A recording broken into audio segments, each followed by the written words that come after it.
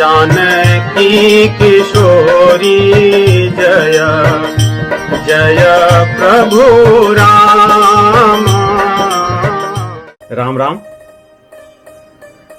आज सत्संग का विषय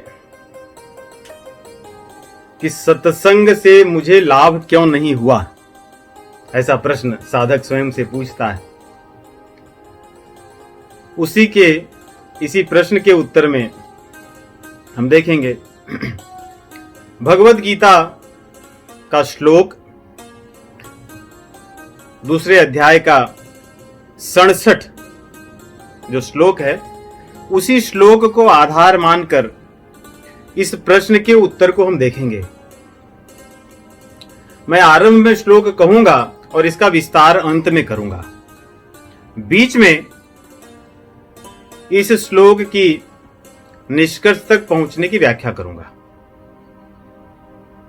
भगवान दूसरे अध्याय के, श्रीमद् भगवत गीता के दूसरे अध्याय 67वें श्लोक में कहते हैं, इंद्रियाणाम ही चरता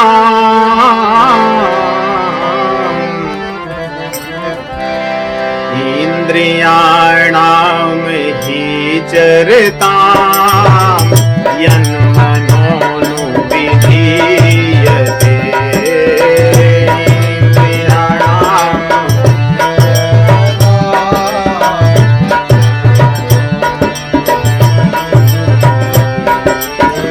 तदस्य भरति प्रज्ञां तदस्य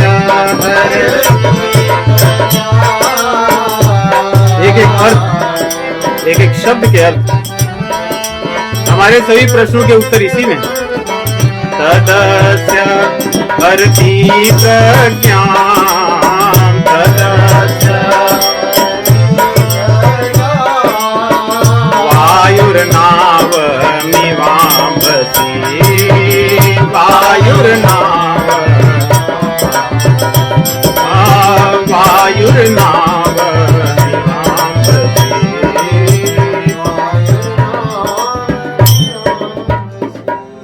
इसी श्लोक में उत्तर है कि मुझे सत्संग से लाभ क्यों नहीं हुआ। परंतु हम देखें आगे कि वास्तव में सत्संग की महिमा क्या कही गई हमारे शास्त्रों में। अद्भुत महिमा है इसकी। जो चीज जितनी महत्वपूर्ण होती है, संसार में भी उसकी मार्केटिंग वैसे ही और बड़े बड़े लोग करते हैं। बड़ी वस्तुओं की, छोटी वस्तुओं की मार्केटिंग छोटे लोग करते हैं, बड़ी वस्तुओं की मार्केटिंग बड़े लोग करते हैं। इसलिए इस सत्संग की महिमा भी ऐसी कि इसकी मार्केटिंग या इसके बारे में जो ज्ञान है भगवान स्वयं देते हैं, भगवान के बड़े बड़े भक्त देते हैं, भगवान शिव जी देते हैं, और वो भी चाहते हैं क्योंकि बड़ी चीज बड़े लोग चाहते हैं।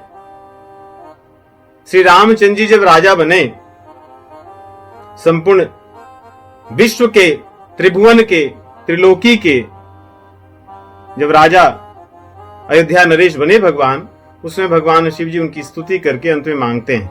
क्या कहते हैं? कहते हैं मुझे सत्संग चाहिए, बार बार बर मांगऊं हर्ष देहु श्रीरंग पद सरोज अनपायनी भगति सदा सत्संग। मुझे सत्संग दीजिए।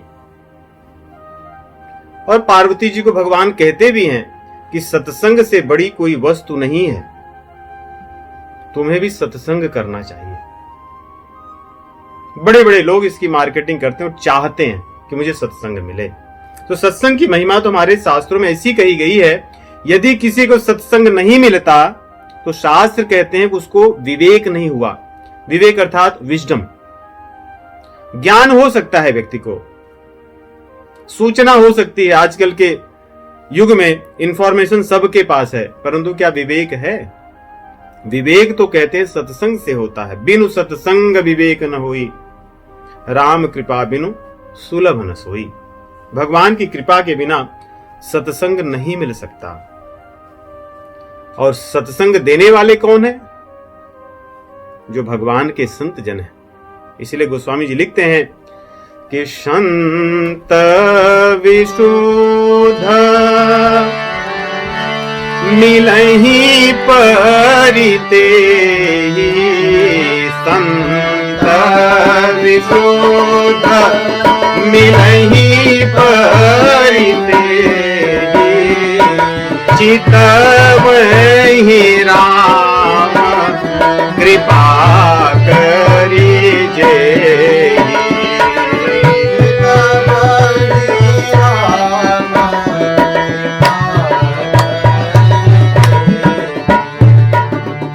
जिस पर भगवान कृपा करते हैं, इसका अर्थ यह है कि हम सब बड़े कृपा पात्र हैं, कृपा भाजन हैं हरि के, प्रभु के, इसलिए हमें सत्संग मिला है। संत विशुद्ध मिलहि परितेहि कृपम चितवहि राम कृपा करिजेहि। सत्संग भगवान की कृपा से मिलता है, सत्संग संत देते हैं और संत भगवान की कृपा से मिलते हैं, ये गोस्वामी जी कहते हैं। और आगे विनय पत्रिका में भी गोस्वामी जी लिखते हैं कि जब प्रभु कृपा कर दें, द्रवित हो जाएं, तो ऐसा नहीं कि हमें धन संपत्ति मिल गया तो कहें बस भगवान की कृपा। हम तो अधिकतर वही मानते हैं, हमारा पदोन्नति हो जाए, धन मिल जाए, बड़ी चीजें संसार की मिल जाएं, सब बढ़िया चलता रहे तो कहते भगवान की कृपा है। लेकिन शास्त्रों में ऐसा नहीं कहते। शास्त्रों में कहते हैं कि प्रभु यदि कृपा करेंगे तो संत से मिलाएंगे, सत्संग कराएंगे, और कुछ नहीं करते। जब द्रवहि दीन दयाल राघव साधु संगति पाइए। जब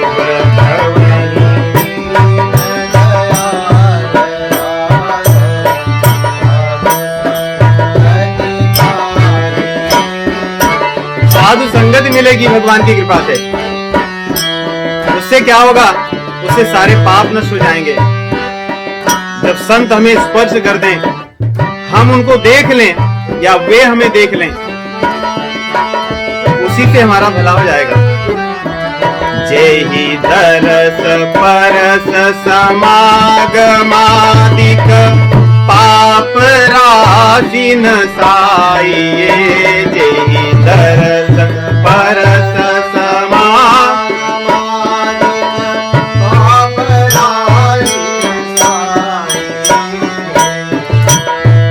पाप की राशि नष्ट हो जाती है भगवान के संतों के दर्शन से, स्पर्श से या उनके मिल जाने से।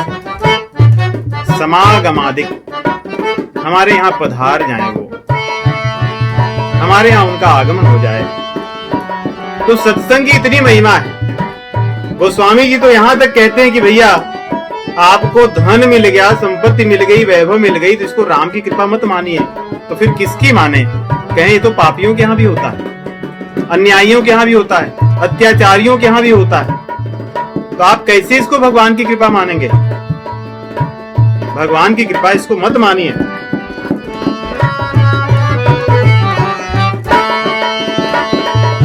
संत समागम हरि कथा तुलसी दुर्लभ दोया।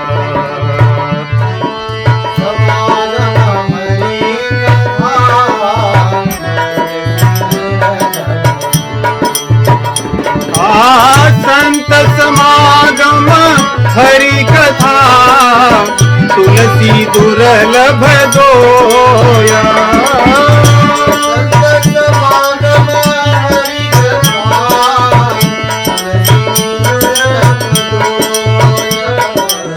सुत दारायरु लक्ष्मी पापी के घर।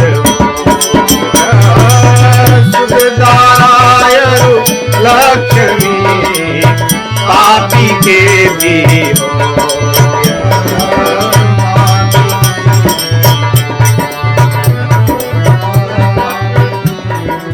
क्यों कहते हैं कि दुर्लभ है?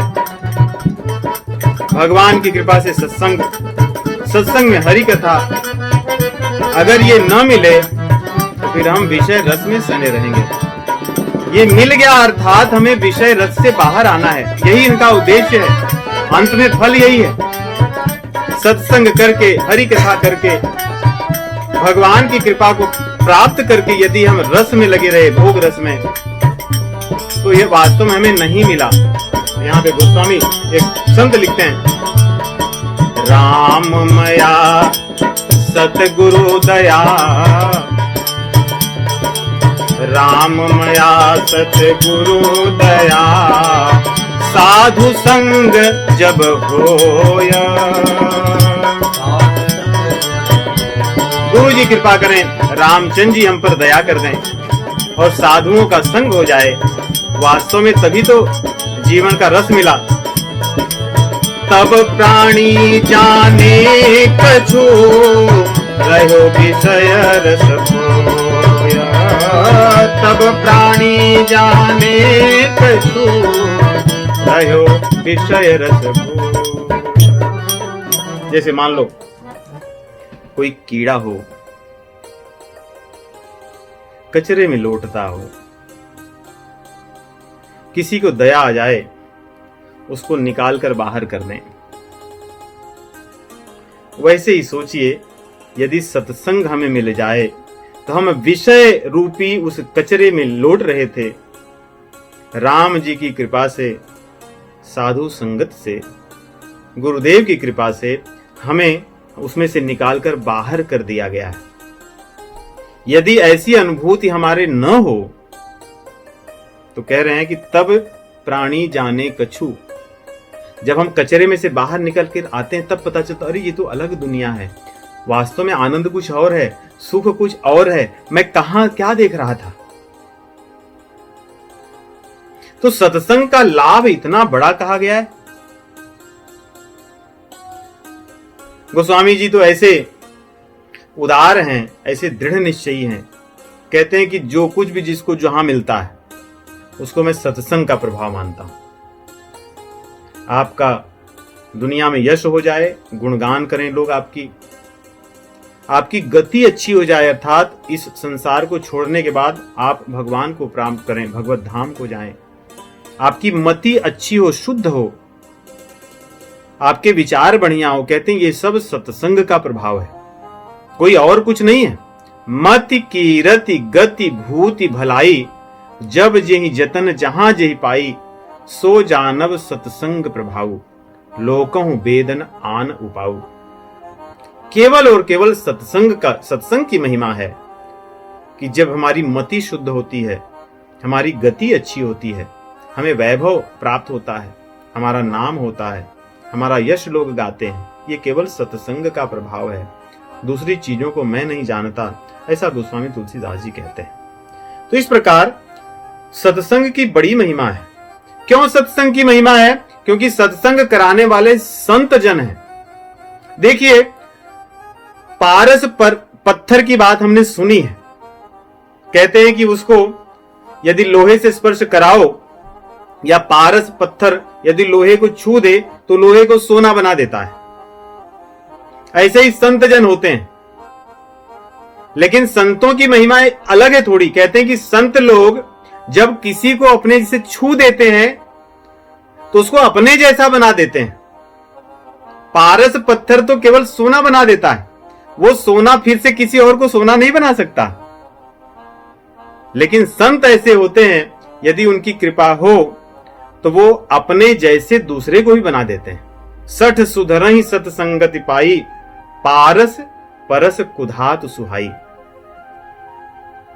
कि वे अपने जैसे बना देते हैं जिससे वे भी दूसरों को वैसा बना सकें। तो ये संतों की महिमा है। संतों की महिमा भी बड़ी गाई गई है। पारस में अरु संत में बड़ो अंतरो जान, वो लोहा कंचन करे वो करे आप समान। कि संत अपने समान दूसरों को बनाते हैं, वे भेदभाव नहीं करते, उनमें ईर्ष्या नहीं होती कि ये भी मेरे जैसे बन जाएगा तो क्या होगा। वो तो बड़े प्रसन्न होते हैं कि ये तो मेरे जैसा बन जाए तो मेरा जीवन सफल हो जाए, मेरी कथा सफल हो जाए, मेरी इच्छा यही है। तो ऐसे उदार होते हैं। इन उदार संतों के पास जाकर भी यदि हम उस सुख से वंचित रह जाएं, अर्थात कहीं तो हमारे भीतर कमी है, उस कमी का अवलोकन करें, उसको दूर करें और सत्संग के लाभ को प्राप्त करें। यही हमारे जीवन का उद्देश्य हो।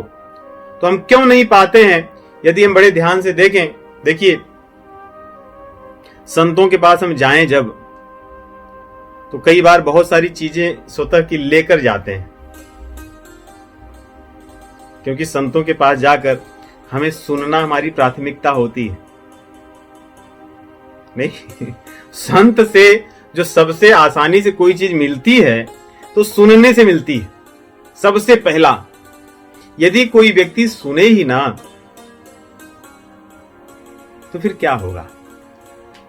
और कोई कब नहीं सुनता? जब उसका मान बड़ा हो, उसकी आसक्ति बड़ी हो, उसकी धारणाएं बड़ी दृढ़ हो, उसकी मान्यताएं बड़ी जटिल हो, वो उनको छोड़ना न चाहता हो। इसलिए जैसे देखिए, कई बार कुछ लोग एक देश से दूसरे देश में जाते हैं, दूसरे देश में जाकर पता चलता है कि यहाँ की संस्कृति अलग है, यहाँ के बहुत सारी चीजें अलग हैं जो मुझे नहीं पता है। कुछ लोगों के जीवन बीत जाते हैं लेकिन अपनी संस्कृति सभ्यताओं को नहीं छोड़ते, क्योंकि उनकी दृढ़ता बड़ी कठोर होती है, वो बहुत दृढ़ता से पकड़े रहते हैं। परंतु कुछ लोग पहुंचते ही समय नहीं लगता कि एक एक करके कुछ दिन में सब छोड़ देते हैं, ऐसा लगता है ये तो पूरे एकदम नए व्यक्ति हैं। दोनों में अंतर क्या है? एक ने अपनी मान्यताओं को दृढ़ करके दृढ़ता से पकड़े रखा, दूसरे ने उन्हें छोड़ दिया। इसलिए एक बदल गया, दूसरा नहीं बदला। सत्संग में जाने पर भी यही बात है।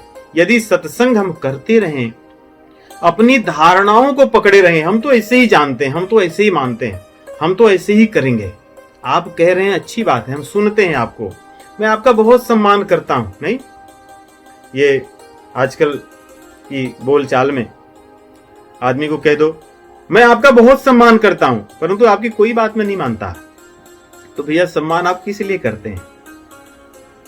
आपसे हमने सम्मान मांगा कहां है?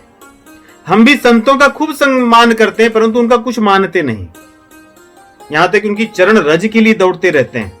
महिमा गाई गई है, संतों के चरण रज की महिमा है, परंतु हम बात उनकी एक भी नहीं मानेंगे, न तो सुनेंगे, परंतु उनके साथ फोटो लेना, उनकी चरण रज को पाना इत्यादि बहुत से अन्य कर्म जो हैं वो सब हम करते रहते हैं, किस आश में कि हम बदल जाएंगे। परंतु संतों के पास जाकर सुनने की महिमा है, सुनने के बाद ही सारी चीजें हमारी होंगी। यदि नहीं सुनेंगे तो कोई लाभ नहीं है।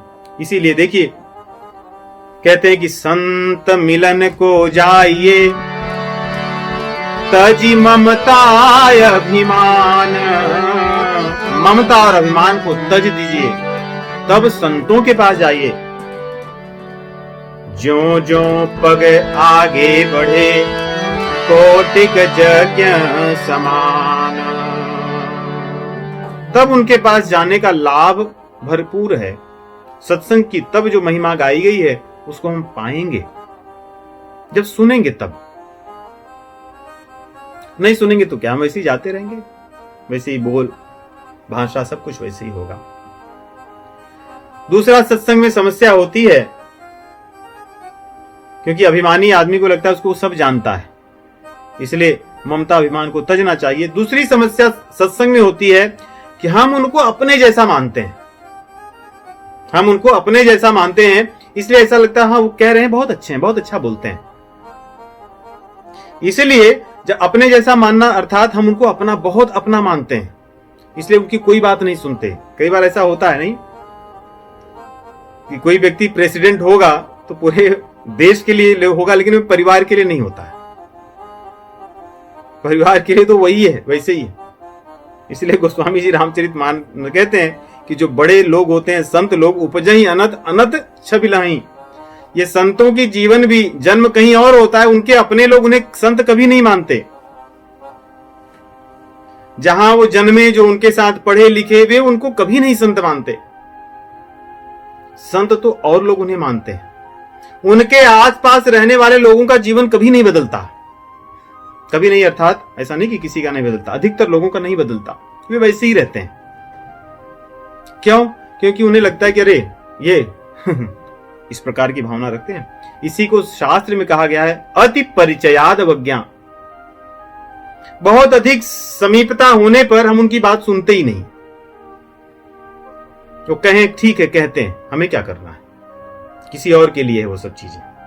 और रामचरितमानस में भी उदाहरण देखते हैं, गरुड़ जी भगवान के कितने निकट रहते हैं। अब सोचिए आप, जो उनको ढोते हैं उनके वाहन है गरुड़ जी। इससे ज्यादा सामीप्यता क्या होगी कि भगवान जब जहां चाहें, गरुड़ जी तैयार है, प्रभु बैठिए मैं ले चलता हूं।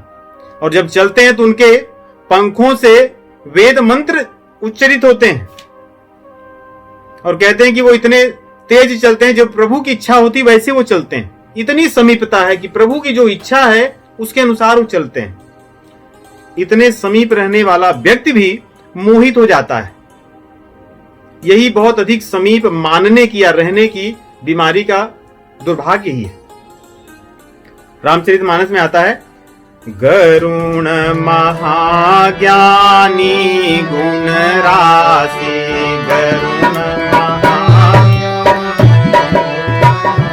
गरुण महाज्ञानी है, बहुत से गुणों के राशि और भगवान के बड़े समीप हैं।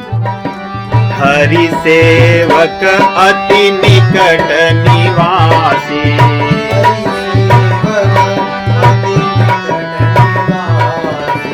हरि सेवक अति निकट निवासी।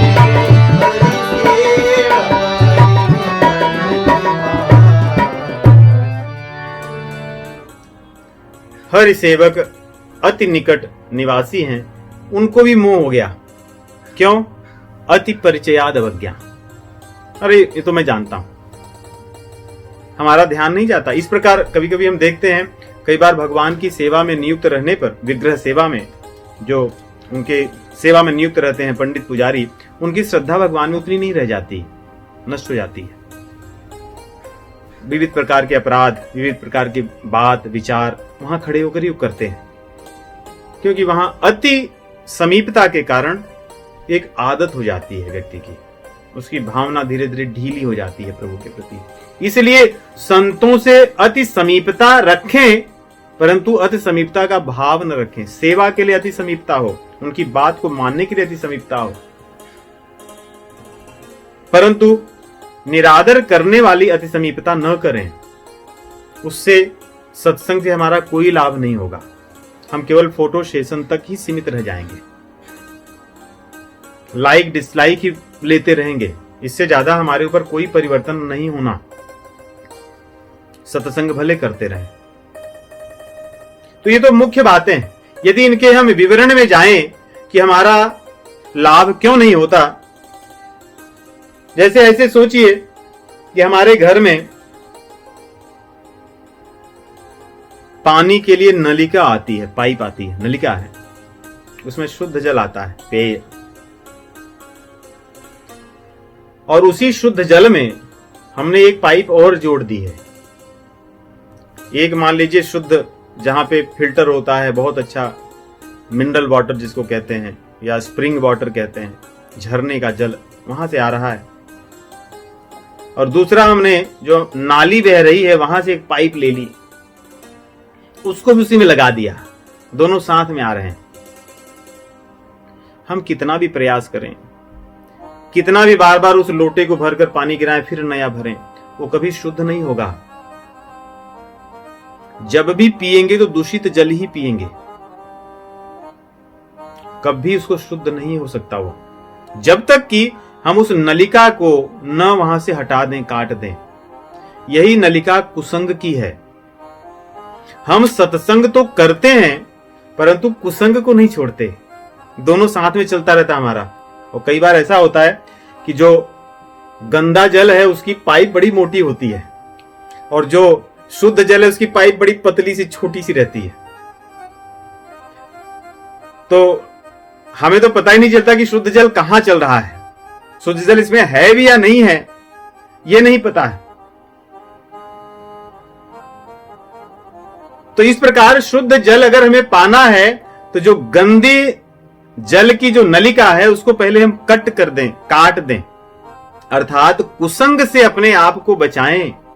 ये इतनी बुरी चीज है कि भगवान इसके बारे में स्वयं कहते हैं। सुंदरकांड हम पढ़ते हैं,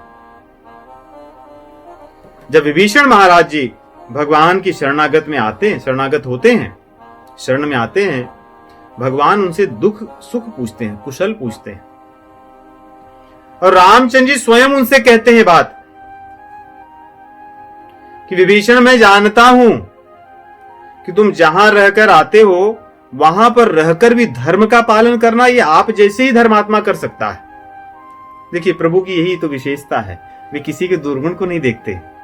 वे चाहते तो कहते कि विभीषण हनुमान जी के साथ क्यों नहीं आए, किस लालच में पड़े थे, बड़ी मीठी मीठी बातें तो कर रहे थे कि बिनु हरि कृपा मिलहि नहीं संता इत्यादि, बहुत ऐसी दीनता की बात कर रहे थे। हनुमान जी क्या आपको रोके थे, क्यों नहीं आए आप उनके साथ? लेकिन प्रभु ऐसी बातें नहीं करते, वे तो उत्साह प्रदान करते हैं। उन्होंने कहा कि मैं जानता हूं कि तुम जहां रहते हो वहां रहकर भी आपने धर्म का पालन किया, ये आप जैसे धर्मात्मा ही कर सकते हैं। और आगे भगवान निष्कर्ष अपना बताते हैं कि तुम्हारी समस्या क्या थी, जो तुम इतने दिनों तक कष्ट सहे, इसके पीछे कारण क्या था? कहते हैं तुम्हारा कुसंग था। कुसंग ने ही तुम्हारे कष्ट में वृद्धि की। बरु भल बास नरक करता था, बरु भल बास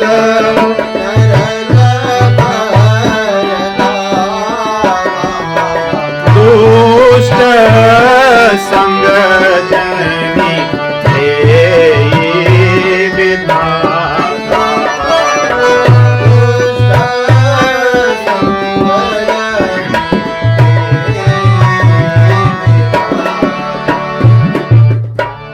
भगवान कह रहे हैं कि किसी के भाग्य में दुष्टों का संग न लिखा रहे। नरक लिखा रहे तो ठीक है, क्यों? जैसे मान लीजिए यही गंदे जल और शुद्ध जल के नलिका का उदाहरण लें हम। यदि किसी के घर में 100 लीटर 200 लीटर 500 लीटर गंदा जल लाके रख दो, वो बुरी बात है, या कि किसी की नलिका ही गंदे जल की उसके घर में आए? क्योंकि जो कुछ गंदा जल होगा वो तो नष्ट हो जाएगा, उसको आदमी कहीं ठिकाने लगा सकता है, उसके बाद तो शुद्ध जल होगा। परंतु यदि नलिका ही जब गंदे जल की आ रही तो उसका क्या करेगा? वो तो सदैव परेशान रहेगा। वैसे ही कुसंग में रहने वाला व्यक्ति पता नहीं कितने जन्मों तक नरक में जाएगा। परंतु यदि कुछ समय कुसंग में रह जाए, कुछ पाप कर्म हो गया हो, वो तो उसका ठीक हो जाएगा, भोग लेगा तो, क्योंकि कुसंग बंद हो जाएगा, उसके बाद तो उसके कर्म सुधर जाएंगे। इसलिए साधकों को सबसे महत्वपूर्ण जो आवश्यक है, बड़े ध्यान से अपने कुसंगों का पता लगाना चाहिए कि मेरे कुसंग क्या क्या हैं, उनका विश्लेषण करना चाहिए। इन कुसंगों से मैं कैसे मुक्त हूं, इस बारे में अथक प्रयास करना चाहिए। हम बाद में चर्चा करेंगे। इसी को अनर्थ निवृत्ति कहा जाता है भक्ति मार्ग में। यह बहुत आवश्यक है, इसके बिना कभी साधक की प्रगति नहीं हो सकती। तो इस प्रकार हमें कुसंग से बहुत बचने की आवश्यकता है, ध्यान से पग पग देखकर चलने की आवश्यकता है। और दूसरा है आदर्श पुरुष का चयन, आदर्श व्यक्तित्व का चयन। देखिए, जीवन में हर व्यक्ति के आदर्श होते हैं, कोई भी हो। जो आदर्श हैं उनके भी कोई आदर्श थे, जो लोग आदर्श हैं उनके भी कोई आदर्श थे। जैसे भगवान श्री रामचंद्र जी हमारे आदर्श हैं, लेकिन रामचंद्र जी जब लीला कर रहे थे, बार बार कहते हैं शिव, दधीच, हरिचंद, बलि, जो उनके पहले जो हो गए आदर्श, उनकी चर्चा करते हैं। जीवन को सदैव आदर्श के अनुसार ही जीव चलाता है। जो मूर्ख होता है वो भी अपने आदर्श चुने रहता है। कई लोग विविध प्रकार के लोगों को आदर्श बना लेते हैं कि उनके अनुसार कपड़े पहनते हैं, उनके अनुसार बाल छिलवाते हैं, उनके अनुसार इत्यादि विविध प्रकार के काम करते हैं। उनकी चाल भी उन्हीं के अनुसार होती है। कई बार कुछ लोग कपड़े अगर उल्टे सीधे पहनने लगे तो उनके भी आदर्श हो जाते हैं, तो लोग कपड़े भी उल्टे सीधे पहनते हैं आदर्श मान करके। तो आदर्श तो होता है व्यक्ति का। भक्तों के, साधकों के आदर्श सही होने चाहिए। यदि हम आदर्श किसी गलत व्यक्ति को बना रखे हैं और साधना कितनी भी करते रहें, सत्संग कितना भी करते रहें, उसका लाभ नहीं होना।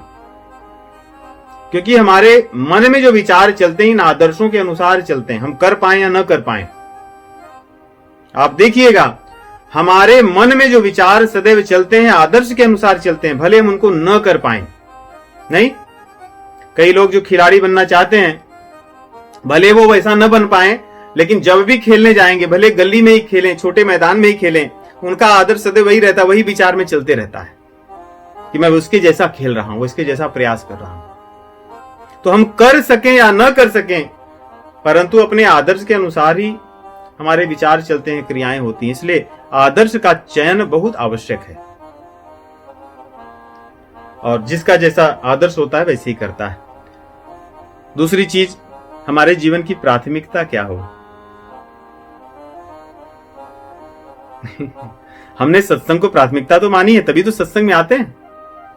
आप जिन साधकों को देखोगे 40-40, 50-50 वर्ष अपने जीवन के उन्होंने साधना में लगाई है। आपको कितने लोग मिलेंगे जो पाठ करते हैं रामायण का आज से नहीं 50 वर्षों से, और आपको तो कई लोग ऐसे मिलेंगे जो सुंदरकांड के प्रतिदिन एक बार पाठ करते हैं, और कई लोग ऐसे मिलेंगे जो 2 बार पाठ करते हैं। सुंदरकांड के प्रतिदिन 2 बार पाठ करते हैं, 1-2 दिन से नहीं, अपने पूरे जीवन से। इसका अर्थ यह है कि उनकी रुचि है भगवान के प्रति, उनकी रुचि है इन शास्त्रों के प्रति, परंतु प्राथमिकता वो दे पाते हैं नहीं दे पाते, ये होता है। जैसे देखिए, हम बात कर रहे थे जब हमें जब समय मिलेगा, खाली समय, वैसे तो मिलना बड़ा कठिन है आज के युग में, परंतु जब भी मिलता है तो हर व्यक्ति अपनी रुचि के अनुसार चीजें ढूंढने लगता है।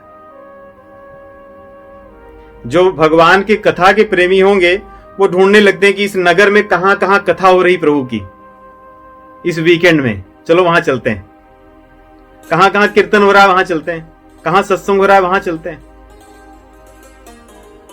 इनकी संख्या बड़ी कम ही है। और कई लोगों का ऐसा होता है कि कहां नाच तमाशा इत्यादि हो रहे हैं, हम वहां चलते हैं। जैसे ही समय मिला वे भी ढूंढने लगते हैं कि इस नगर में कहां ऐसी चीजें हैं, हम वहां पहुंचे। तो हम अपनी प्राथमिकताओं को चुन लें कि देखिए, जीवन ये 2, 4, 10 नहीं है। ऐसे जीवन तो अनंत है, परंतु सत्संग करने के लिए जीवन 2, 4, 10 नहीं मिलना है। इसको अंतिम जीवन माने। साधकों का लक्ष्य सदैव हो कि मेरा ये अंतिम जीवन है, और ये कब तक रहेगा किसी को नहीं पता है। इस क्षण के बाद रहूंगा नहीं रहूंगा ये किसी को नहीं पता है। कोई कितना भी विद्वान हो, कोई कितने भी भविष्य वक्ता हो, नहीं पता है। इसलिए अपनी प्राथमिकताओं को निश्चित कर ले कि मेरे जीवन में महत्वपूर्ण चीजें क्या हैं, वही मुझे करना है। बहुत सी चीजें महत्वपूर्ण है जीवन में, लेकिन वो मैं नहीं कर सकता, मुझे नहीं करना है। क्यों? क्योंकि ये मेरा जीवन अंतिम है। और सब चीजें से अन्य जन्मों में मैंने कर लिया है, कुछ बचा नहीं है वास्तव में। लेकिन जो ये कर रहा हूं इसमें कुछ कमी रह गई थी, इसीलिए तो आया हूं। नहीं, क्या भोग भोगने में कमी थी उसके लिए थोड़ी आया हूं। जो साधकों की बात कर रहा हूं मैं, साधक लोग साधना कर रहे थे, उसमें कुछ कमी रह गई थी, इसलिए फिर से आए हैं। प्रभु ने भेजा है कि थोड़ा सा और साफ करना बाकी है, उसको कर लो। आप वहां तक पहुंच ही चुके हैं, बस थोड़ी सी सफाई और बाकी है। तो हम अपनी प्राथमिकताओं को निश्चित कर लें कि सत्संग हम जा ही इसीलिए रहे हैं कि हम अपनी सफाई कर लें, जिससे उसमें से बाहर आ जाएं। दूसरी एक और, इसको हम क्या कहें, बीमारी कहें या हम जो भी इसको माने, देखिए, श्रद्धा हमारी हो, परंतु श्रद्धा दृढ़ और एकनिष्ठ हो। एकनिष्ठ हो। हम जो ये सत्संग यहां पर कर रहे हैं, ये सत्संग हमारे कल्याण के लिए पर्याप्त है, इसमें कोई कमी नहीं है। जो व्यक्ति जहां सत्संग कर रहा है, भगवान से यदि जुड़ा है, संप्रदायों में जुड़ा है, निस्वार्थ प्रेम करने वाले संतों से जुड़ा हुआ है, तो पर्याप्त है उसको भगवान को पाने के लिए। जैसे पहले क्या होता था, जब हम विवाह इत्यादि में जाते थे, बड़े सम्मान पूर्वक लोग हमें भोजन के लिए बैठाया करते थे। भोजन करने की पांत बैठती थी अपने अपने वर्ग के अनुसार लोग बैठते थे, भोजन कराया जाता था। उसमें हमें पहले भोजन के लिए जो पत्तलें दी जाती थी, फिर उसमें एक एक करके चीजें परोसी जाती थी प्रेम से, सम्मान से, और हम अपनी रुचि के अनुसार और अपनी भूख के अनुसार खाते थे। क्यों? क्योंकि ये था कि अगर इतना खा लूंगा तो फिर से लोग पूछने आएंगे, और अधिकतर लोग बलपूर्वक ही देते थे, नहीं नहीं आप भी कम ही खाएं, इतना और लीजिए। तो व्यक्ति क्या करता था, वो थोड़ा थोड़ा ले करके खाता था और उनसे भरपेट खाता था, धीरे धीरे खाता था, आनंद लेकर खाता था। अब जैसे मान लो भोजन करने कहीं गए और रख दिया है भोजन विवाह में कि वहां आपको लेकर खाना है प्लेट आपको दे दी गई है, आप प्लेट लेकर वहां पहुंचे, वहां 20 व्यंजन हैं। अब आप सोचोगे कि मैं क्या लूं और क्या न लूं। आप लेने लगे, आपने दाल ले ली, सब्जी ले ली, ये ले ली, वो ले लिया। प्लेट तो है छोटी सी, वस्तुएं हैं 20, आपने सब उसमें परोस लिया, किसी का स्वाद नहीं ले पाए। और आदमी ऐसा नहीं कि इसलिए ले लेता है कि उसको फिर से नहीं मिले, इसलिए ले लेता है कि बार बार कौन जाएगा, चलो ले लेता हूं। सब चीजें उसमें मिला लिया, सब खिचड़ी हो गई, किसी का स्वाद अच्छे से नहीं ले पाया, न तो आनंद से खा पाया। बाकी अशुद्धि की बात तो छोड़ दीजिए, जो जैसा था। आजकल के युग में अधिकतर सत्संग का भी ऐसे ही हो गया है। आदमी का मन कहीं सत्संग में लगता ही नहीं है। यहां कर लिया, फिर वहां दौड़ा जा रहा है, फिर वहां दौड़ा जा रहा है, वहां दौड़ करके गया, यहां सत्संग फिर किया, फिर वो चीजें कर दिया। किसी ने बताया कि आपको ये करनी, आपकी कमी ये थी, फिर वहां लग गया। फिर कुछ 6 महीने बेचारा करता रहा, कोई आकर बोले रे भैया हम तो वहां सुने थे यहां ऐसा होता, फिर वो छोड़कर वहां चले गया। तो इस प्रकार उसकी जो एक प्लेट है, जो थाली है सत्संग की या श्रद्धा की, उसमें इतनी चीजें भरी हैं कि एकदम भ्रमित हो गया है। उसकी जो एक निष्ठ श्रद्धा थी वो नष्ट हो चुकी है, इसलिए वो कहीं कुछ नहीं है। न तो भगवान के नाम में उसकी एक निष्ठा रह गई, न तो भगवान के स्वरूप में एक निष्ठा रह गई, न तो किसी संप्रदाय में एक निष्ठा रह गई, न तो किसी परंपरा में एक निष्ठा रह गई। अब वो बेचारा भ्रमित पड़ा है कि क्या करूं मैं, जहां गया जहां जैसे वैसा हो गया, क्योंकि उसको सब जगह सबकी तरह बनना है। तो ये सबसे बड़ी भयंकर चीज है। और YouTube के युग में ये चीज तो बड़ी सरल है सबके लिए। आदमी एक चीज देखता रहता है, सुनता है कथा, तो दूसरी आ गई। अब ये कुछ और कहे थे, वो कुछ और बता रहे हैं। उनका बेचारा सुन ही रहा था कि तब तक कुछ और सजेशन आ गया कि आपको ये सुनना चाहिए, वो भी सुन लिया। तो दिन रात कथा सुनने के बाद भी परिवर्तन कुछ नहीं होता, क्योंकि ये श्रद्धा इतनी बहुआयामी है। श्रद्धा एकनिष्ठ हो हमारी। एक बार हमें मिल गया कि अरे ये भगवान का नाम, ये भगवान के मार्ग, भगवान की यहां कथा होती है, कीर्तन करते, भजन करते, हो गया मेरा जीवन। और क्या चाहिए वास्तव में? उससे हमारी श्रद्धा बड़ी दृढ़ होगी, हमारी साधना बड़ी अच्छी होगी, उसका फल हमें जल्दी अनुभव होने लगेगा। क्यों? क्योंकि हमारे मन में भ्रम उत्पन्न नहीं होंगे, एक निष्ठ होगी। यदि हम ये करने लग जाएं, हम बहुत शीघ्रता से देखेंगे कि हमारी उन्नति इतनी तेजी से हो रही, मैंने तो कभी सोचा ही नहीं था। और दूसरी चीजें होती हैं भूख की। हमें भूख हो, जैसे कोई व्यक्ति अगर, जैसे मान लीजिए हम जॉब पे जाते हैं, कभी गए ही नहीं कभी 2 घंटे रहे, कभी 10 घंटे पड़े रहे जॉब पे। कितने दिन तक उस जॉब में हम टिक पाएंगे? आकर के कोई न कोई तो हमें एक स्लिप पकड़ा देंगे, बोलेंगे थैंक यू वेरी मच, आप अच्छे हैं बहुत, और हमें रास्ता दिखाएंगे। हमारे सामान वगैरह लेके स्वतः ही, जैसे सेवा करते हैं, बाहर तक पहुंचाएंगे कि हो गया आपका। क्यों? क्योंकि वहां मनमानी कर रहे थे। हम जब ऑफिस जाते हैं, काम करते हैं, तो हमें पता होता है कि ये नियम है, ये हम यहां कर सकते हैं, यहां नहीं कर सकते, ये हमारा समय है, इनके साथ हम ऐसे बात कर सकते हैं, इस टीम में हम ये चीजें कह सकते हैं, ये नहीं कहना चाहिए। कुछ नियम होते हैं, उनका पालन करते हैं। परंतु सत्संग में ऐसी कुछ नहीं चीजें होती है। मन में आया तो पहुंच गए, नहीं मन में आया तो कोई बात नहीं। क्यों? इस चीज का विश्लेषण हम करें कि मेरे जीवन में सत्संग को लेकर एक निष्ठा क्यों नहीं हो पा रही है। क्योंकि मेरे अंदर भूख वैसी नहीं है। जैसे हमारे भीतर धन की भूख है, तो हमने जीवन के सभी चीजों को नियमित बना रखे हैं, चाहे कुछ भी हो जाए उन चीजों को हमने वैसा अच्छे से बना रखा है, नियमित रूप से करते हैं। परंतु सत्संग है, भजन है, साधना है, इन चीजों में ऐसा कुछ नहीं है। कभी मन में आया तो कर लिया, नहीं मन में आया तो नहीं किए, कभी ज्यादा कर लिए, कभी कुछ नहीं किए। तो इन चीजों से वो साधना हमारी दृढ़ नहीं होती, सत्संग का लाभ नहीं होता। अब हम जब कुसंग की बात कर रहे थे, देखिए कुसंग केवल बाहर ही नहीं होता, सत्संग में भी होता है। कहते हैं कि accidents happen even on royal roads. ऐसा नहीं कि वहां एक्सीडेंट नहीं होते, वहां भी होते हैं।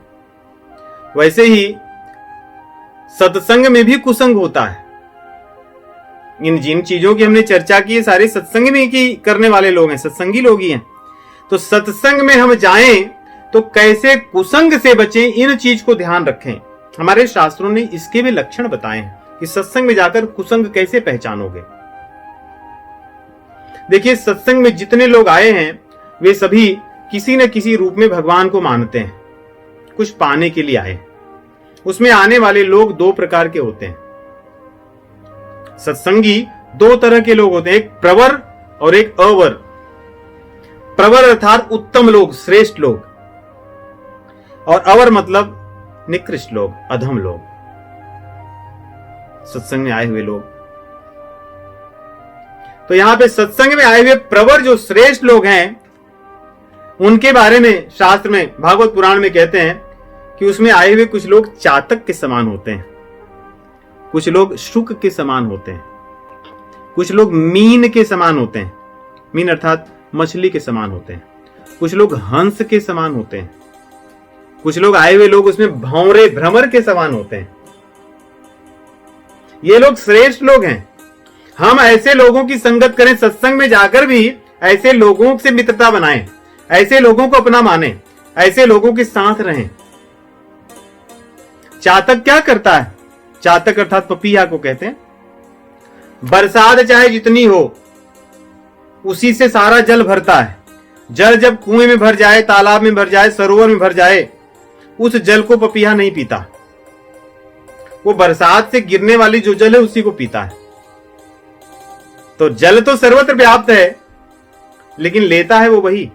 वैसे ही जो चातक की तरह जो सत्संग में आए हुए लोग होते हैं, श्रेष्ठ लोग, ये लोग जो भगवान से संबंधित रस है, संतों के मुख से जो निकलने वाली बात है, उसको ग्रहण करते हैं। बाकी यहां वहां जो चलने वाली चीजें उसको नहीं कुछ करते, उसके ऊपर उनका ध्यान ही नहीं होता है।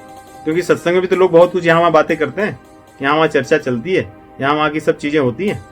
उनका ध्यान केवल जो संत जो कह रहे हैं उसी बात में, उन्हीं में उनका आनंद मन लगता है, बाकी चीजों में उनका मन नहीं लगता, पपीहे की तरह, चातक की तरह। दूसरा होता है हंस। कैसा भी जल हो, मान सरोवर का, हंस उसमें से मणियों को चुनता है, मोतियों को चुनता है। तो जैसे कथा करने वाले हैं, कथा में बहुत सी चीजें बताते हैं, बहुत से उदाहरण देते हैं, बहुत सी चीजें देते हैं। उनमें से हमें अपने लिए वो चीजें लेनी है जो मुझे करना शुरू कर देना है, जो मोती है मेरे लिए, जो मेरे लिए कही गई है।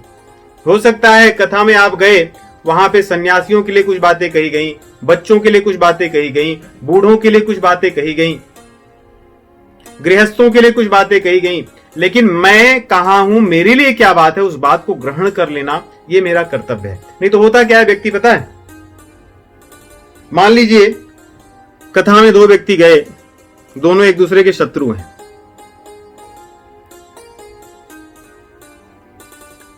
और अधिकतर कथा में क्या होता है कि हर व्यक्ति के लिए कुछ बात होती है। हम यहां जो सुन रहे हैं आज की कथा में भी हमारे लिए भी कुछ बातें हैं, हर व्यक्ति के लिए, मेरे लिए थी, मेरे लिए थी, मेरे लिए थी। और लोग क्या करते हैं कि वो दूसरे एक बार, अच्छा ये ऐसे कह रहे हैं ना, ये इनके लिए, देखो इनके अंदर कितनी समस्या थी, ये इन्हीं के लिए कहा गया, आप सुनो और सुधरो, तुम्हारे लिए कही गई बातें। उसको ये नहीं समझ में आता कि मेरे लिए क्या है। हंस क्या करता है, मेरे लिए क्या है उसको चुनता है। तो हम हंस की तरह जाएं सत्संग में। और मीन होती है मछली। मछली कितने शांति से अपने जल में रहती है, आंखें खोल करके शांति से जल में सदैव पड़ी रहती है। वैसे ही सत्संग में आने वाले कुछ लोग होते हैं, वे बड़ी शांति से उसमें लीन रहते हैं, उसको सुनते हैं और आनंद लेते हैं। उनका ध्यान यहां वहां कहीं नहीं भटकता, वो जिस काम के लिए आए हैं वही करते हैं। तो ऐसे लोगों से हमारी मित्रता हो, सत्संग में जाकर भी ऐसे लोगों से हमारा संग हो। और कुछ लोग शुक की तरह होते हैं। शुक अर्थात तोता, कितना मीठा बोलता है, नहीं, जो उसको कहोगे वो करता है, जो उसको समझाया जाता है वो बोलने लगता है। हम भी कथा में जाएं, जो कीर्तन सुने, जो भजन सुने, जो मंत्र सुने, जो हमें बताया जाए, उनका मधुरता से हम गायन करें, उनको मधुरता से जपें, शुक की तरह। वो अपनी तरफ से कुछ नहीं मिलाता।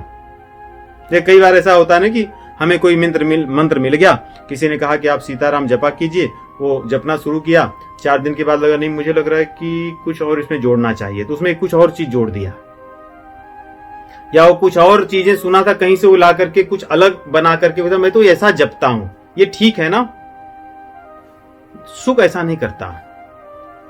शुक जो चीजें उसको सिखाई जाती हैं, उनको, चाहे उसकी भाषा तोतली हो, उनको करता है।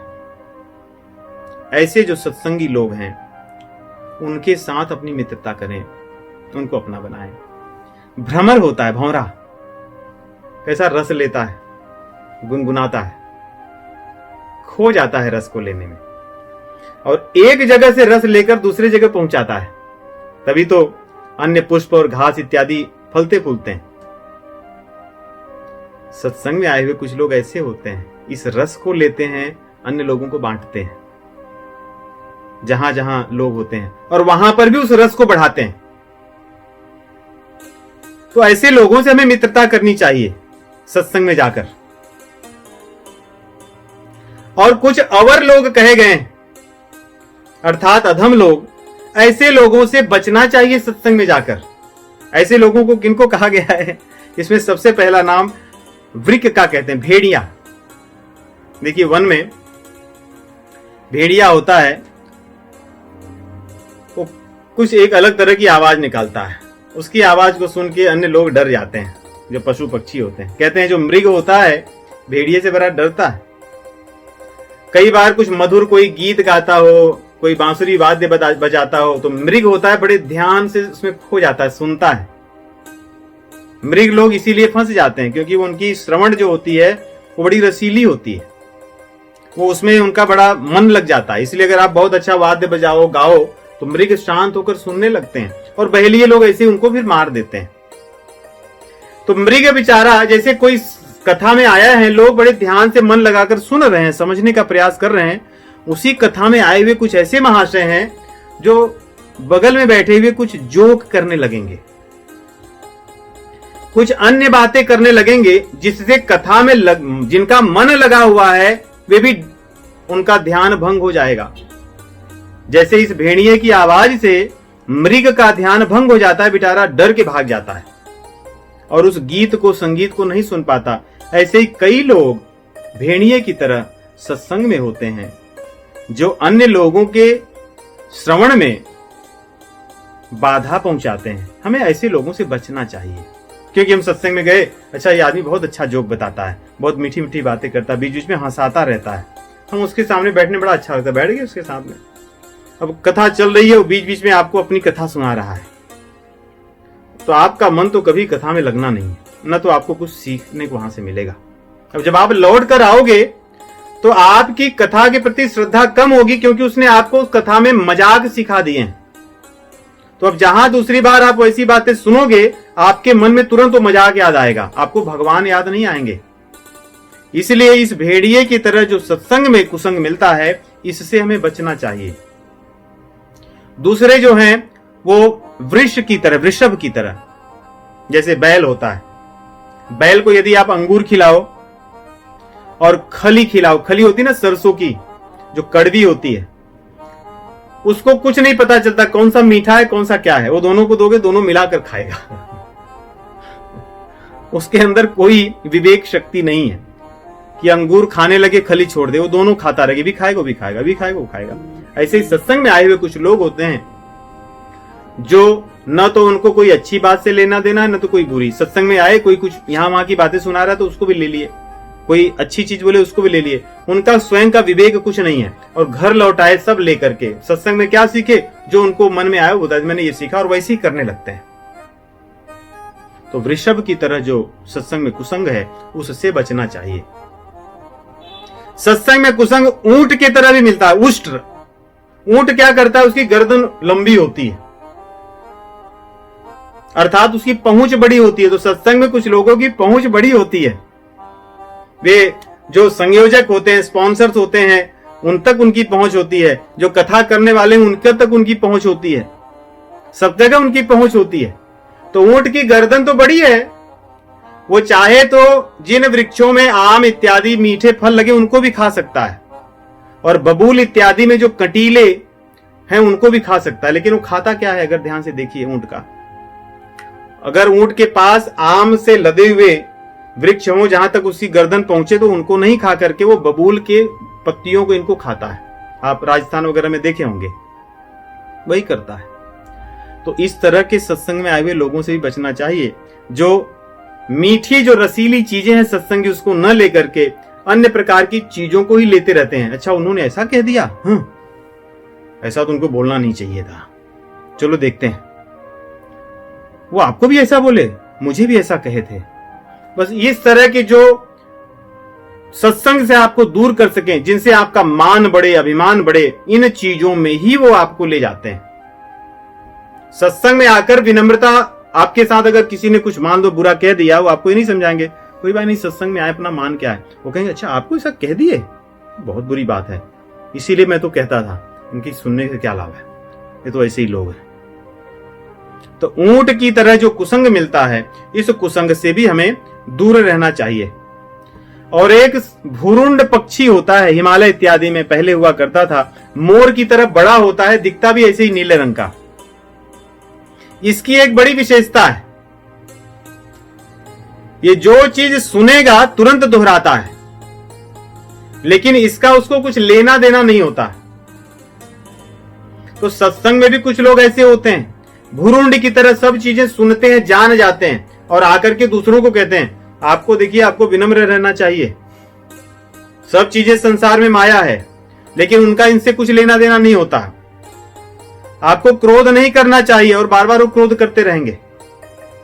संसार में सब कुछ माया है, हमें अपने जीवन को भगवान में लगाना है, लेकिन उनके सारे काम उल्टे रहते हैं।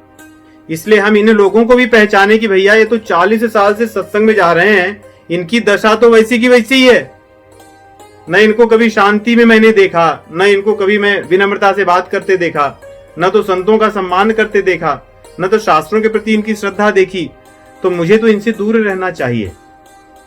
तो भुरुंड पक्षी की तरह जो लोग सत्संग में रहते हैं उनसे बचना चाहिए।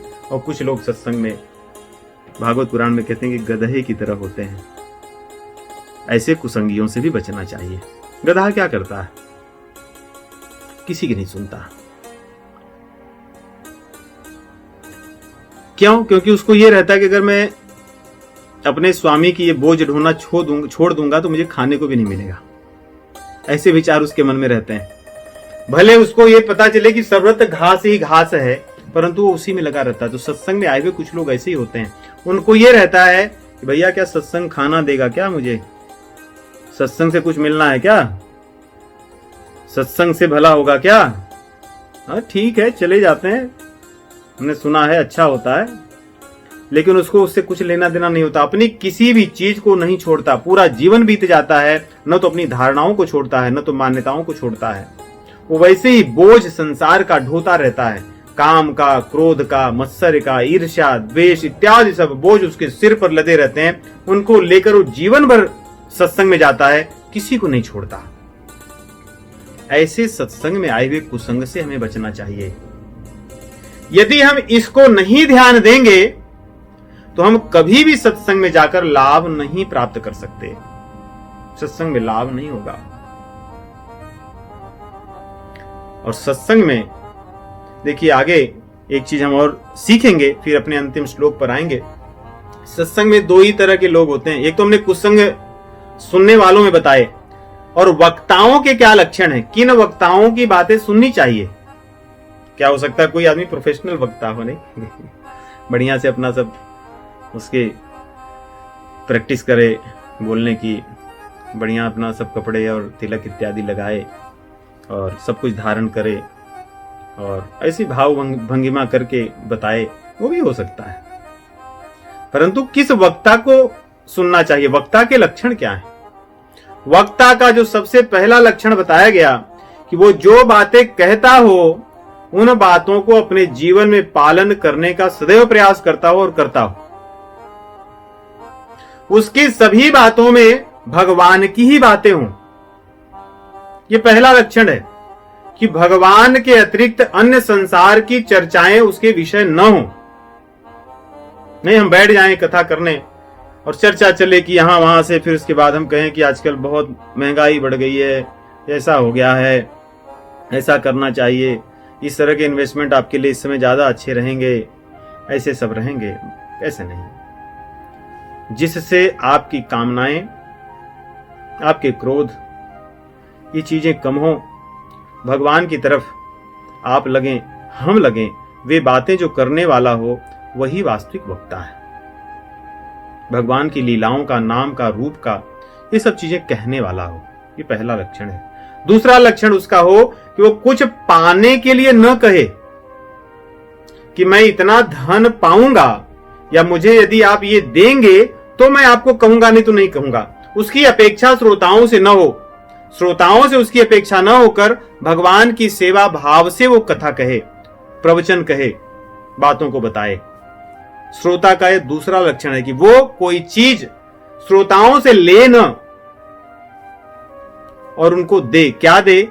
दया भाव से उनकी कथा दे। भगवान का नाम, रूप, गुण, लीला, तत्व, इसके ज्ञान को उनको दे। तो जो वक्ता है वो देने वाला हो, न कि लेने वाला। और जो चौथा गुण वक्ता में कहते हैं कि वक्ता बुद्धिमान हो, जिसको आजकल की भाषा में स्मार्ट कहते हैं, संस्कृत में चतुर कहते हैं। वक्ता को चतुर होना चाहिए। चतुर क्यों होना चाहिए? क्योंकि भगवान की बात को युक्ति लगाकर बताए, जिससे श्रोता समझ जाए। देश काल परिस्थिति के अनुसार उन्हीं बातों को ऐसे समझाए युक्ति लगा करके, नए नए ढंग से, कि श्रोताओं को समझ में आए, जिससे उनका भला हो। तो ये चार लक्षण ये वक्ता के हैं। और जो सुनने वाले हैं, सत्संग को सुनने वाले, उनके लक्षण बड़े सुंदर हैं। उनके लक्षणों को हृदय में धारण करना चाहिए हमें। भागवत पुराण में बहुत सुंदर श्लोक है। यह स्थित्वाभिमुखं प्रणम्य विधिवत् त्यक्तान्यवादो हरेर लीलाः श्रोतुमभीप्सतेति निपुणो नम्रोऽथ क्लिप्ताञ्जलिः। शिष्यो विश्वसितोऽनुचिन्तनपरः प्रश्नेऽनुरिक्तः शुचिः नित्यं कृष्णजनप्रियो निगदितः श्रोता स वै वक्तृभिः। कहते हैं कि जो श्रेष्ठ वक्ता लोग हैं उन्होंने बताया कि मुझे कैसा श्रोता चाहिए। सवई वक्तृभिः अर्थात वक्ताओं ने किस प्रकार के लोगों को श्रोता माना है। यदि वक्ता जब तक किसी को श्रोता न माने तब तक वक्ता की कृपा उस पर कभी नहीं होती।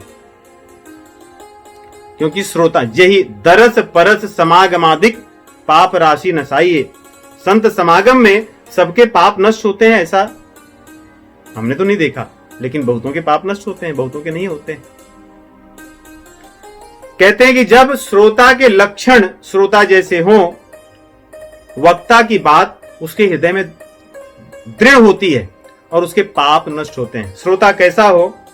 वक्ता के सम्मुख मुख करके बैठे, कहीं पीछे ना उल्टा मुख करके बैठे।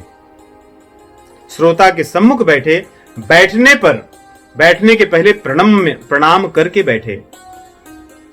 श्रोता को प्रणाम करके उनके सम्मुख मुख करके बैठे।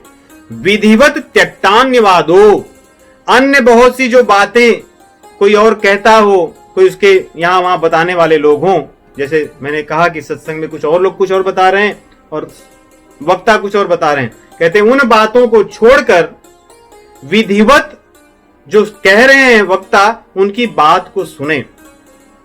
हरेर लीला, भगवान की जो लीला कथा में बताई जा रही है, उसको सुनने की उसकी इच्छा हो, उसके अंदर भूख हो कि मैं सुनना चाहता हूं कि प्रभु ने ऐसा किया, मेरे प्रभु ऐसा किए, आगे क्या हुआ। और केवल सुने नहीं, विनम्रता पूर्वक सुने। अब ये देखिए बहुत आवश्यक चीज है, नहीं हम सुनते तो हैं, विनम्रता नहीं। तो बहुत मैंने सुना है, जानता हूं ये वास्तव में ऐसा नहीं होगा, इसको लॉजिकली ऐसा मानते हैं और हमारे दिमाग में तुरंत आता है, अच्छा ये मेरे जो फ्रेंड थे वो उस दिन प्रश्न किए थे, तो शायद उनको मैं ऐसे, ये लॉजिकली ऐसा है। ये नम्रता से सुनना नहीं है। कहते हैं कि नम्रोथ, और उसका नम्रता हो उसके भीतर सुनने में। देखिए सुनने में भी विनम्रता की बात कही गई है, बैठने में तो विनम्रता कही गई कि उसके सम्मुख प्रणाम करके बैठिए और सुनिए, और सुनने में आप निपुण हो, लेकिन निपुण होने पर अभिमान होता है, कहते हैं, लेकिन अभिमान न हो, नम्रता हो। और कृप्तांजलि ही, आपके हाथ जुड़े हों, विनम्रता का भाव हो, क्योंकि यही तो विनम्रता का भाव है। तो इस प्रकार हो। आगे कहते हैं शिष्यो विश्वसितो नुचिंतन परह, शिष्यता का भाव हो उसके भीतर और विश्वास का भाव हो, जिससे हम सुन रहे हैं उन पर विश्वास हो, उन्हें गुरु सदृश माने, गुरु माने। अनुचिंतन परह, जो कथा को हम सुने, जिस तत्व को, ज्ञान को सुने, उस पर बाद में चिंतन भी करें, क्योंकि यदि चिंतन नहीं करेंगे तो मन में प्रश्न नहीं उठेंगे। जब मन में प्रश्न नहीं उठेंगे तो हमारे संशय नष्ट नहीं होंगे। इसलिए आगे कहते हैं प्रश्नेनुरक्तः, कितनी बड़े शब्द हैं। कहते हैं प्रश्न में उसको प्रेम हो, ऐसा कहीं मिलेगा? हमें तो ऐसा सुनने को मिलता है कि प्रश्न करते हो, लेकिन कह रहे हैं कि श्रोता का लक्षण हो कि प्रश्न करने में उसको प्रेम हो और प्रेम पूर्वक प्रश्न पूछे, अपने संशय का निवारण करे। शुचि ही, उसके अंदर पवित्रता हो। जैसे जैसे कथा को सुने, प्रवचन को सुने, उन चीजों को अपने जीवन में धारण करके पवित्र बने, अपने भीतर पवित्रता ले आए, बाहर से और भीतर से। नित्यम कृष्ण जन प्रियो निगदितम, भगवान के भक्त जहां मिले उनको देखकर प्रसन्न हो, अरे ये तो मेरे प्रभु का जन है, ये तो हमारा ही है, अपना है। श्रोता सवई वक्त्र भी, ऐसे जो श्रोता हैं उन्हीं को वक्ता लोग श्रोता मानते हैं, उन्हीं पर उनकी कृपा होती है। तो इस प्रकार कहते हैं कि वक्ता कैसा हो और श्रोता कैसा हो। यदि हम इस प्रकार के श्रोता का भाव लेकर के कथा का श्रवण करेंगे, प्रवचन का श्रवण करेंगे, तो उस सत्संग से हमारे जीवन में परिवर्तन होगा, लाभ होगा। अन्यथा फिर वही होगा कि हमने जो प्लेट अपनी भरी है, सब तरह की उसमें सब्जियां मिला ली हैं, किसी को अच्छे से खा नहीं पा रहे, रोटी सब्जी में गीली हो गई है, रसगुल्ला उसी नमक में मिल चुका है, न तो मिठाई का स्वाद है न तो किसी का रह गया, दाल भी हमारी खराब हो गई, तो कोई चीजें हम खा नहीं पाए अच्छे से, तब ऐसा होगा। तो अब हम आते हैं जिस श्लोक से हमने आरंभ किया था, इंद्रियाणाम ही चरता यन्मनो विधीयते, इंद्रियाणाम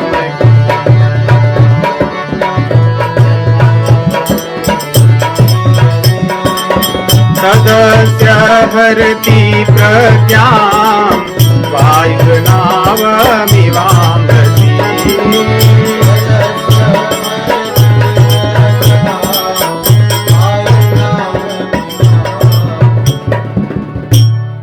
इस श्लोक पर आते हैं, क्योंकि जितनी हमने चीजें चर्चा की कि श्रोता में ये अच्छे हैं, ये अच्छे नहीं हैं।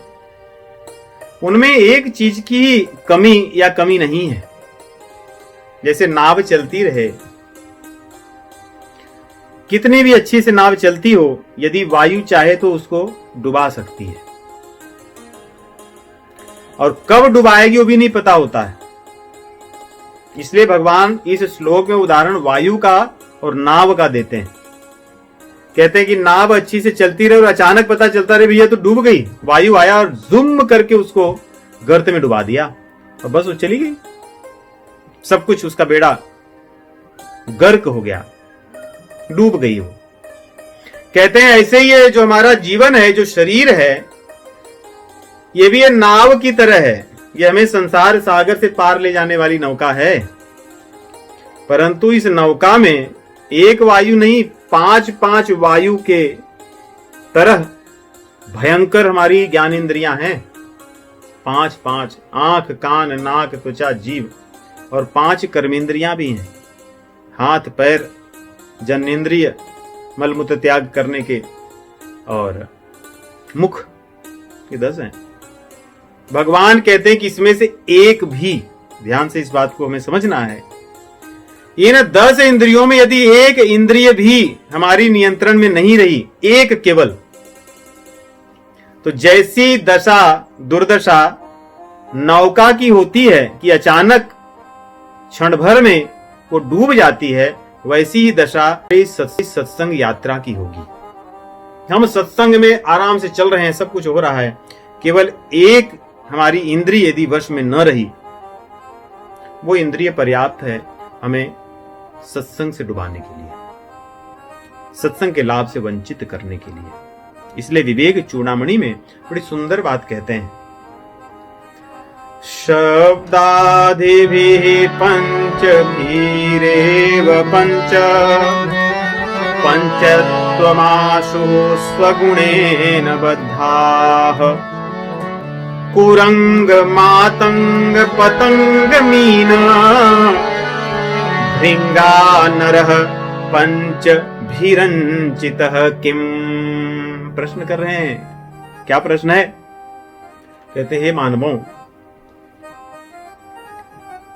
हाथी जो है वो अपनी एक इंद्रिय से मारा जाता है, त्वचा स्पर्श रूपी जो इंद्रिय है, उसके अधीन होते ही वो मार दिया जाता है। जो मछली है वो अपनी एक इंद्रिय के कारण पकड़ी जाती है, नहीं? जो मछली पकड़ने वाले उसको कुछ ऐसे खिलाने के लिए कटिया भेजते हैं और वो खाने के लिए आती है, बस हो गया उसका जीवा। पतंग जो होता है, जो उड़ता है, पतंगा, वो अग्नि के रूप को देखकर मोहित हो जाता है और उसमें जाता है, उसी में जलकर नष्ट हो जाता है। तो कुरंग अर्थात हिरण, जिसकी हमने चर्चा की, हिरण अपने कान से मारा जाता है। वो बड़े ध्यान से, जो बहेलिया होता है, बड़ा सुंदर मधुर संगीत लगाता है और हिरण मंत्रमुग्ध होकर उसको सुनने लगता है और बहेलिया आता है, उसको मार देता है। और जो भृंग हैं अर्थात भौरे हैं, वे गंध के कारण मारे जाते हैं। जैसे देखोगे भौरा जाता है, कुछ कुछ पुष्पों पे बैठता है और वो भूल जाता है, उसकी गंध में एकदम मुग्ध हो जाता है और वो पुष्प जो है वो बंध जाता है, उसकी पंखुड़ियां बंध जाती, उसी में फंस जाता है। जो भौरा बड़े बड़े कठोर लकड़ियों को खोद करके निकल जाता है, वही भौरा गंध के आसक्त के कारण उस पुष्प में बंध जाता है और मर जाता है। तो कहते हैं कि ये तो उदाहरण है कि जो एक इंद्रिय के वशीभूत होने के कारण जो अपने प्राण को त्याग देते हैं। तो हे मनुष्य, आप तो 5 इंद्रियों के अधीन हो, आपका क्या होगा? हम अपनी इंद्रियों से मारे जाते हैं। और इसी बात को भगवान कह रहे हैं कि यदि आपकी एक इंद्रिय भी चाहे तो आपके मन को, यन मनोनु विधीयते, आपके मन को अपने अनुसार नचाएगी। ऐसे ही होता ना कि मेरा मन नहीं कर रहा है अभी, क्यों? कोई ऐसी चीज हो गई है खाने की, देखने की, सुनने की, हो गई व्यक्ति की, उसका मन, अब मेरा मन नहीं लग रहा है, हो गया मेरा। तो इस मन को नियंत्रित करना है। ये मन किसी भी एक इंद्रिय द्वारा प्रेरित हो जाएगा, पतित कर दिया जाएगा और हमें सत्संग का जो फल है उससे वंचित रहना पड़ेगा। इसलिए सारे हमारे शास्त्रों में यह कहा जाता है कि सत्संग को मन से करो, कुसंग मत करो। 50 साल 60 साल सत्संग करते रहे, आपका कुछ उत्थान नहीं हुआ। इसलिए आप बैठकर विश्लेषण कीजिए, संतों से पूछिए अपनी कमियां। हमारी कमियां बता दें हम तो अधिकतर नाराज हो जाते कि वो थोड़े अलग तरह के हैं, से जाओ तो ऐसी बातें करने लगते हैं। हम ये भी कहते हैं संतों के पास जाएं तो हमारी प्रशंसा हो, हमारा नाम हो, हमारे बारे में कुछ कहें, ये भावना ना हो। यदि हम इन भावनाओं को तजकर मन से सत्संग करेंगे तो सत्संग का लाभ मिलेगा। इसलिए हमारे शास्त्रों में बहुत इस बात पर बलपूर्वक कहा गया है कि तात सुनहु सादर मन लाई, तात सुनहु सादर मन, कहूँ राम कई कथा सुहाई। याज्ञवल्क्य जी भरद्वाज से कह रहे हैं कि सादर और मन से सुनिए, नहीं तो कुछ नहीं होगा।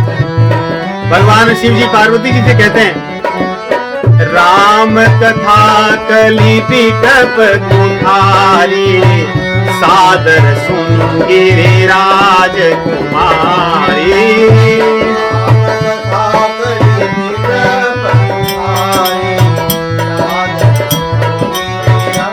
भगवान शिव जी भी कह रहे हैं पार्वती जी से कि इस कथा को आदर से सुनिए, मन से सुनिए, तभी इसका लाभ होगा। आगे थोरे मह सब कहूँ बुझाई, सुनऊ तात मन मति चित लाई।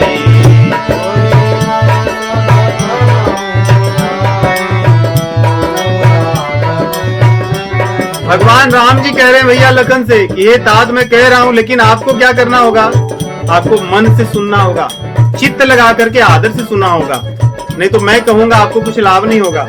आगे नवधा भगति कहूं तो ही पाही, सावधान सुनु धरु मन माही।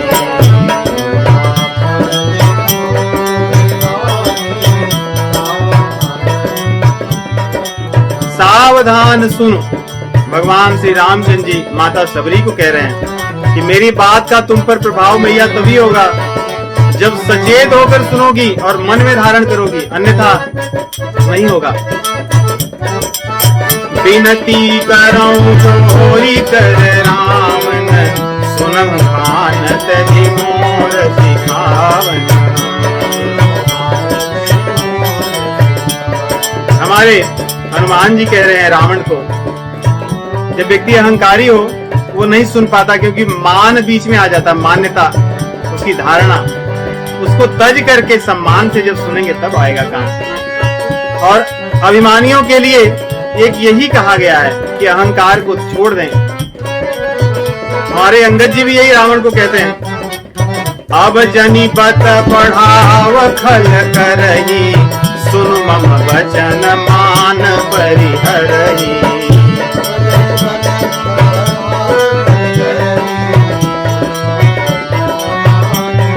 हे दुष्ट, मैं तेरे साथ अब बतंगड़ नहीं करूंगा, क्योंकि जब तक तू मान को, अभिमान को, अपनी मान्यताओं को, धारणाओं को नहीं छोड़ेगा, मेरी बात का तुझ पर कोई प्रभाव नहीं होने वाला है। इसलिए अपने मान को तू तज दे। आगे हमारे कागभूषुंड जी कहते हैं, सब निज कथा कहूँ मैं गाई, तात सुनहु सादर मन लाई। सब निज कथा कहूँ मैं गाई,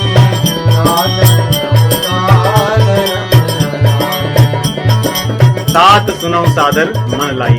कागभूषुंड जी गरुड़ जी को कह रहे हैं, ये तात यदि मन लगाकर नहीं सुनोगे और आदर पूर्वक नहीं सुनोगे तो फिर मेरी कथा का आप पर कोई प्रभाव नहीं होने वाला है। इस प्रकार यदि हम मन से कथा को श्रवण न करें, जिस प्रकार कहा गया है श्रोता का लक्षण। कुसंग को तज कर, अपनी मान को तज कर यदि कथा का श्रवण न करें और एक निष्ठ होकर अपनी श्रद्धा को अनन्यता पूर्वक न लगाकर यदि कथा को सुने, फिर उसका लाभ नहीं होगा। सत्संग करें तो उसका लाभ नहीं होगा। तो यहीं पर मैं विराम लूंगा। आप सभी को राम राम।